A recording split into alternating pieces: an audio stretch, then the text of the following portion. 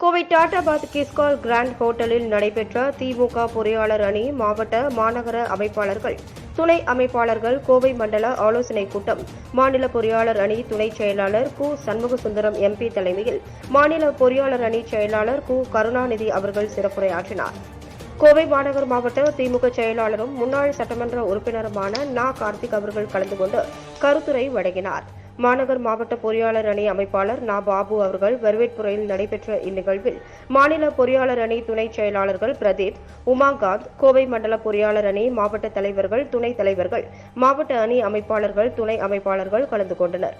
இறுதியில் அம்பாள் நந்தகுமார் நன்றி கூறினார். ஒவ்வொரு தனிமனிதனுக்கும் அரசினுடைய திட்டங்களை கொண்டு போய் சேர்க்க வேண்டும் என்பதற்காக பொறியாளர் அணியை சார்ந்தவர்கள் சிறு குறு தொழில் துறையில் இருக்கக்கூடிய திட்டங்கள்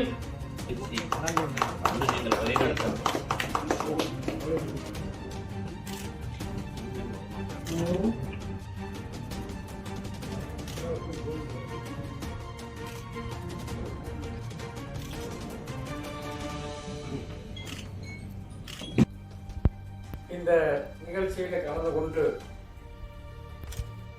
நிறைவுரையாக தமிழகத்தினுடைய முதலமைச்சர் மாண்புமிகு தளபதியார் அவர்களுடைய வழிகாட்டுதலின்படி சிறப்பாக ஒரு உரையாற்றி பெருமை படைத்ததற்கு நன்றி.